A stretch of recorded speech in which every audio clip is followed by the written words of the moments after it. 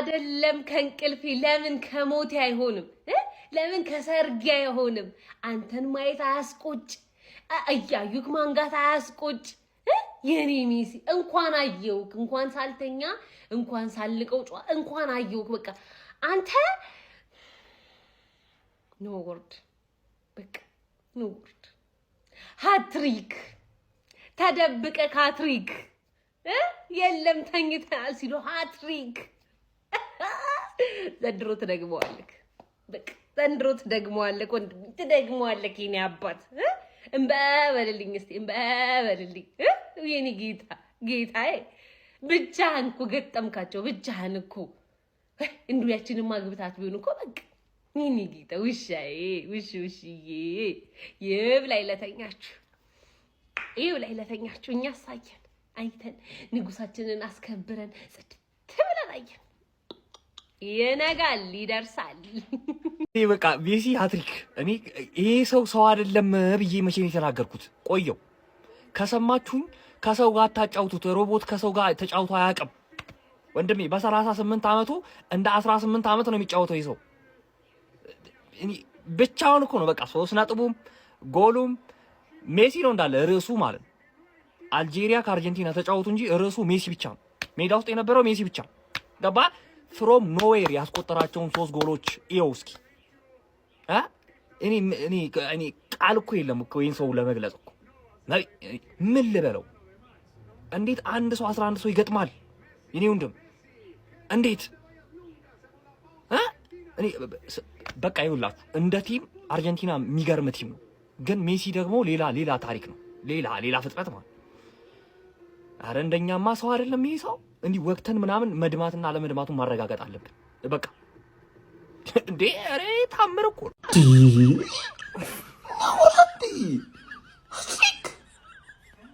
ሃትሪክ አይ ምን የለም እንዴ የሚቋርጠው እንዴ ምን አይነት ጎን ነው ደግሞ የሚገባው ምን አይነት ሰው ነው አጥንሽ ምትባል አንተ ሰው ያረቱ ተፋተኛ እንደው በፈጠረ ምን አይነት ቁምር ሰው ነው ግን በምንድን ነው የሚቆመው አረቁት አሁን ማጥቀመሰጥ እኮ በቃ ቺና ለማዋጫ ጣፈጠችው እኮ በቃ ጣመችው እኮ በቃ ድገመኝ ነው አሁን እኮ በቃ ጣመኝ ድገመኝ ነው አረ በፈጣሪ ስም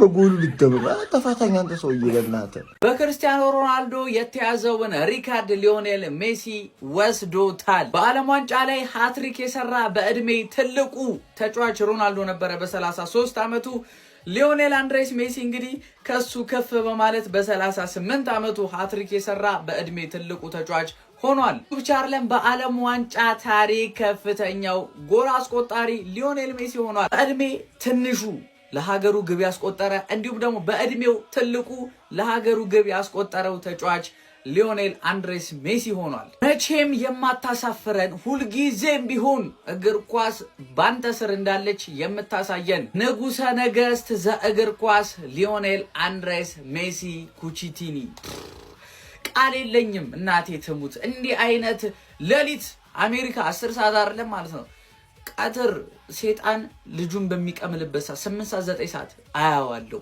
ምክንያቱም የሚያሳፍረኝ ንጉስ አይደለም ያለኝ አባቴ እንቅልፌ ጠፋ ለማንኛውም የሚገርም የመክፈቻ ጨዋታ አድርጓል ሊዮኔል ሜሲ አርጀንቲናንስ ኮንግራ ምን አይነት እድለኛ ሰዎች ነን ምን አይነት እድለኛ ሰዎች ነን በሜሲ ዘመን ተፈጥረን ሜሲን አይተን እግዚአብሔር ሜሲ ላይ የሰራውን ጥበብ ተመልክተን ትለያለ ሊዮዬ እኔ ይሄን በማየቴ በጣም እግዚአብሔር አመሰግናለሁ እግዚአብሔር ይመስገን ሊዮን የፈጠርከ አምላክ ሊዮን ያሳየኝ አምላክ በሱ ዘመን የፈጠርከን አምላክ እግዚአብሔር ይመስገን በእውነት እኔ ቃላት የለኝም እግዚአብሔር ሆይ ሊዮን በማየቴ ሊዮን በመመልከቴ ግብ አናውጣው ይሄ ነው ሊዮ ዝም በል 3 ጎል በዚህ እድሜው አድሪክ በዚህ እድሜው ስንት ሪከርድ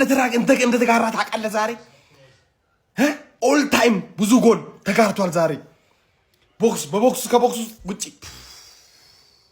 እኔ ቃላት የለኝም አያምሱ በጣም አንተ አታረጅም እንዴ? ምንድን አይደብርህም እንዴ? እስከ ሌሊት 10 ሰዓት ቁጭ ብዬ ማለት ነው እንዳይቆጭ ማምሸትህማ እንዳይቆጭ አለ ሊዮኔል አንድሬስ ሜሲ።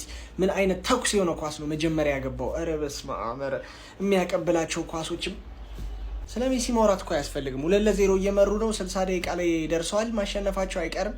ለወርልድ ካፕ ራሱ አስጊ ናቸው። ያራዳል ለትላልቅ ተጫዋቾች እስካሁን በጣም ምርጥ ሆኗል ይሄ ወርልድ ካፕ። እንግዲህ ዛሬ ማታ ደግሞ ሮናልዶ አለው 2 ሰዓት ላይ ለሱም ጥሩ ነገር እንመኝለታለን።